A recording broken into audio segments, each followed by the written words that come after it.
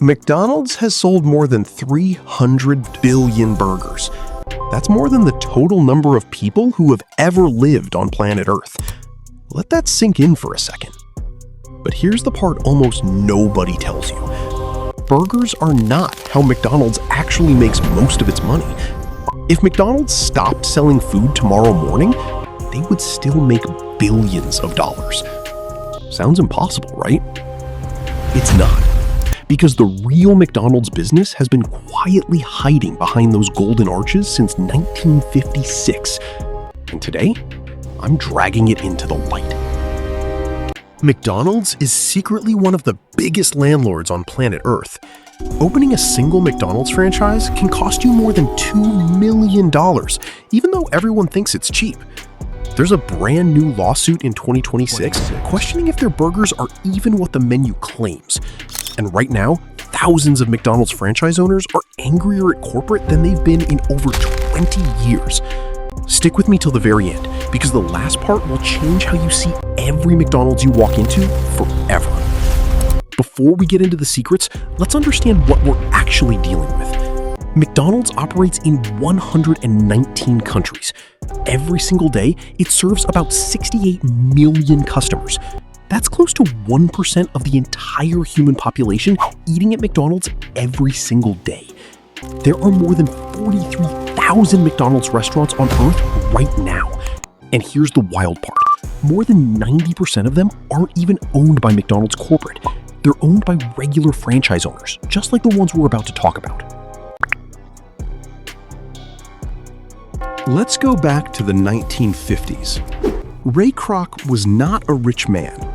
He was a milkshake machine salesman in his 50s, chasing a dream that kept slipping away. He bought the rights to franchise a small burger stand from two brothers in California. But there was a massive problem. Kroc was only earning 1.4% of each franchise's sales. That's basically nothing. He was opening restaurant after restaurant and somehow still going broke. Then he met a man named Harry Sonneborn. Sonneborn was a finance executive from a company called Tasty Freeze, and he noticed something Kroc had completely missed. He told Kroc point blank that hamburgers were never the real business. Real estate was. So in 1956, they created something called the Franchise Realty Corporation.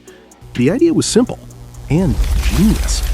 McDonald's would buy the land, McDonald's would build the restaurant, then McDonald's would lease it back to the franchisee at a markup. Some of those markups reached 40% above cost, plus a percentage of the sales on top of that. This one decision changed everything. Suddenly, McDonald's had steady rent money flowing in before a single burger was even flipped. It didn't matter if the franchisee was brilliant or a total disaster. The rent check still had to clear. This story is so wild, Hollywood even made a movie about it called The Founder, with Michael Keaton playing Kroc. Keep this in your head, because that 1956 real estate decision is still the engine running the entire company today, almost 70 years later. Let's talk real numbers, because they're wild. McDonald's real estate holdings are worth more than $37 billion, sitting right there on the balance sheet. That real estate makes up nearly all of the company's total assets, and it generates around a third of McDonald's entire global revenue, just from rent and royalties. McDonald's owns roughly 45% of the land under its restaurants, and it controls about 70% of the actual buildings all around the world. Some analysts have even calculated what would happen if McDonald's spun its real estate off into its own separate company. Their estimate? Around $120 billion. That would instantly make it one of the largest property companies on the entire planet. People often call McDonald's one of the biggest landlords alive today. Honestly, when you see numbers like that, it's hard to argue. So next time you walk into a McDonald's, you're not just buying a burger. You're paying rent to one of the largest property empires on Earth. Now, here's where it gets even more interesting. You've probably heard someone say, "I want to open a McDonald's franchise someday." Sounds exciting, right? Let's break down what that actually costs. The franchise fee itself is $45,000. Sounds almost cheap for a brand this massive. But that's just the entry ticket. The real total investment sits between $1 million and $2.7 million. And before McDonald's even looks at your application, you need at least $500,000 to $750,000 in liquid cash, plus a net worth over $1 million. This is not a business for beginners. This is a business for people who already have serious money behind them. And it doesn't stop there. Once your restaurant is running, you owe McDonald's a royalty of 4 to 5% of your sales, plus another 4% for their advertising fund, plus rent, usually 10 to 12% of sales, sometimes even more. Add it all up, and franchise owners hand over 18 to 22% of everything they make straight back to corporate. On average, it takes 5 to 7 years just to earn back your initial investment. That's assuming everything goes right. Even with all that, thousands of people still want in. Because when it works, it really works. The average McDonald's location pulls in close to $4 million a year in sales. Keep that number in mind, because in a minute, I'll show you what happens when things don't go so well. Here's the uncomfortable truth. McDonald's corporate can profit even while individual franchise owners are struggling. Why? Because rent and royalties are tied to your sales, not your profit. If your costs rise, if labor gets expensive, if customers stop showing up, that's your problem, not McDonald's problem. The rent is still due. In 2026, this tension finally exploded into the open. In January, McDonald's raised the royalty rate from 4% to 5% on newly built restaurants. Then in February, franchise owners rated their relationship with corporate at the lowest score in over 20 years of tracking. For the very first time ever, every single owner surveyed opposed a new corporate pricing policy. Every single one. Meanwhile, McDonald's corporate operating margins stay above 45%. Corporate wins either way. The franchise owner carries the risk. Now let's talk about something even sneakier. Those famous world-famous fries weren't always cooked the way you think. Back in 1949, McDonald's cooked their fries in a mix that was 93% beef fat. Beef fat is actually what gave those fries their legendary taste. Health campaigns eventually pushed McDonald's to switch to vegetable oil in 1990. But here's the twist.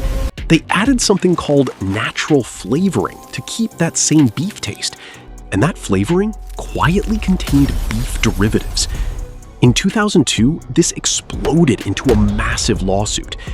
Vegetarian and Hindu groups accused McDonald's of hiding beef in fries they believed were meat-free. McDonald's ended up paying around $10 million to settle it, and publicly apologized. And get this. There's a brand new legal fight happening right now in 2026, questioning whether their burgers are truly 100% beef, like the menu claims. Because of undisclosed processing additives, that case is still active in court as we speak. But it's not just the beef, it's the fries too. Back in 1967, McDonald's made a handshake deal with a potato farmer named J.R. Simplot. That single handshake turned frozen fries into a fast food industry standard and turned Simplot into a billionaire. Fast forward to today, and just 4 companies control 97% of the entire frozen potato supply in America. Simplot, Lamb Weston, McCain, and Cavendish Farms. Right now, they're facing accusations of price fixing, allegedly inflating frozen potato prices by 47% in just 2 years. So even your fries are tangled up in a hidden supply war you never knew existed. Here's a fact that will blow your mind. Economists actually use the Big Mac to measure how strong different currencies are. It's called the Big Mac Index, invented by The Economist magazine back in 1986. The idea is simple. The exact same burger should cost roughly the same everywhere, once you adjust for currency. When it doesn't, that gap tells economists a currency might be overvalued or undervalued. And the gap is massive. In Switzerland, a Big Mac costs around $9. In cheaper markets like Taiwan, that same identical burger costs around $2.50. That's almost 4 times the price for the exact same burger made the exact same way. It's been published twice every single year since 1986 for almost 40 years straight. Central banks and economics professors genuinely reference this index in real research. Your Big Mac is quietly one of the most famous economic tools on the planet.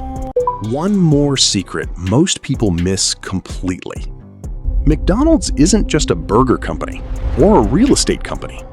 It's also the largest toy distributor on planet Earth. Yes, bigger than most toy companies you could actually name.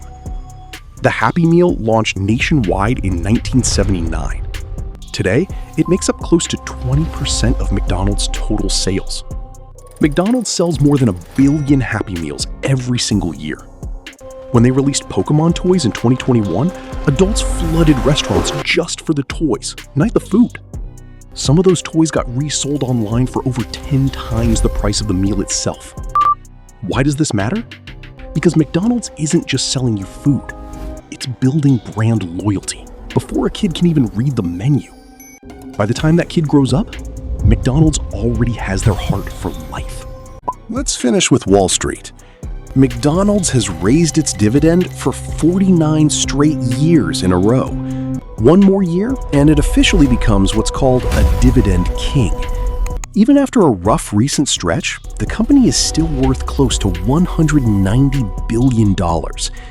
Investors love McDonald's because during tough economic times, people trade down from sit-down restaurants to cheap fast food.